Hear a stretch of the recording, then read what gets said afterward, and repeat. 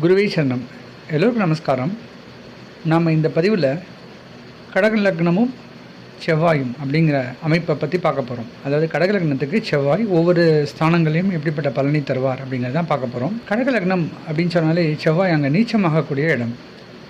So அந்த இடத்துலேயே செவ்வாய் இருக்கும்போது 10ஆம் அதிபதி லக்னத்தில் நீச்சம் அடைஞ்சார் அப்படிங்கிற அமைப்பை படி பார்க்கும்போது அந்த நபருக்கு சரியான வேலை அந்த காலகட்டத்திலே இருக்காது. குறிப்பாக செவ்வாய் திசை நடக்கும்போது வேலையில் அவங்களால சரியாக முன்னுக்கு வர முடியாது. அதுபோல் செவ்வாயை லக்னத்தில் நீச்சம் அடைவதால் ஒரு சிலருக்கு அடிக்கடி உடல் ரீதியாக பிரச்சனை ஏற்படும். ஹாஸ்பிட்டலைசேஷன் ஆகுது, பிரச்சனைகள் அதிகமாக இருக்கும். ஒரு சிலருக்கு பிள்ளைகளால் நிறைய பிரச்சனைகள் இருக்கும். அதுபோல் தேவையற்ற வீண் விரயங்கள் அதிகமாக இருக்கும். குறிப்பாகவே அவங்களுக்கு வேலைக்கு போக ஒரு மென்டாலிட்டியே இருக்காது. அவங்க பிஸ்னஸில் இன்ட்ரெஸ்ட் காட்டுவாங்க, இல்லைன்னா வீட்டில் இருந்தே வேறு ஏதோ பண்ணணும்னு நினைப்பாங்களே தவிர வேலைக்கு போகணுங்கிற எண்ணமே அவங்களுக்கு அடியோடு இருக்காது. வேலை செய்கிறவங்களுக்கும் பார்த்திங்கன்னா நிறையா மன கசப்பு, தன்னுடைய சீனியர்ஸ் கூட நிறைய பிரச்சனைகள்லாம் இருக்கக்கூடிய ஒரு சூழல் இருக்கும். இப்போ இந்த செவ்வாய் சிம்மத்தில் 2ஆம் இடத்துல இருக்கும்போது ரொம்ப கோவப்படுவாங்க, அதிகமாக எரிச்சலோடு பேசக்கூடிய ஒரு சூழ்நிலையெல்லாம் இருக்கும். அதே சமயத்தில் குடும்பத்தில் இருக்கக்கூடியவங்களோட அடிக்கடி பிரச்சனைகள் ஏற்படும். ஆனால்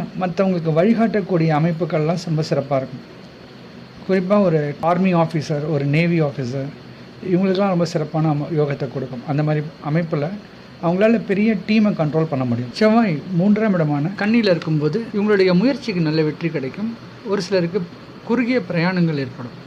ஸோ பிரயாணத்து மூலிமா நல்ல அனுகூலம் ஏற்படும். வேலை விஷயமாக அடிக்கடி பிரயாணம் பண்ணக்கூடிய ஒரு நபராக இருப்பாங்க. மார்க்கெட்டிங், சேல்ஸில் இருக்கிறவங்களுக்குலாம் இப்படிப்பட்ட அமைப்பு அதிகமாக இருக்கும்.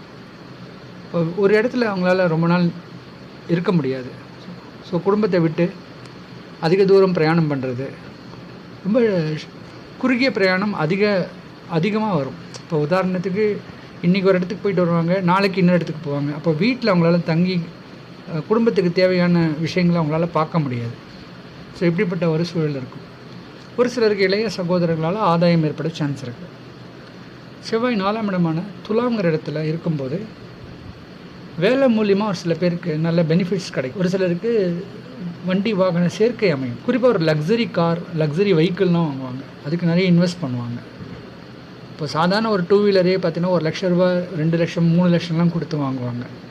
ஸோ அந்த வண்டி அழகுபடுத்துறது, இதிலெல்லாம் ரொம்ப ஒரு முக்கியத்துவம் கொடுப்பாங்க. பெண்கள் தன்னுடைய ஆடை ஆபரணங்களுக்கு அதிகமாக செலவு பண்ணுவாங்க. அதுபோல் குக்கிங் விஷயத்துக்கும் நிறைய செலவு பண்ணுவாங்க. ஒரு ஃபுட்டு ரொம்ப டெலிஷியஸாகவும் டேஸ்ட்டாகவும் பண்ணுறதுக்காக அதிகமாக ஸ்பெண்ட் பண்ணுவாங்க. சாதாரண விஷயமா இருந்தால் கூட அதை ரொம்ப கலர்ஃபுல்லாக பண்ணுறதுக்கு ஆசைப்படுவாங்க. இதே செவ்வாய் 5ஆம் இடம் விருச்சிகத்தில் ஆட்சி பெறும்போது பிள்ளைகள் நல்ல சப்போர்ட்டிவாக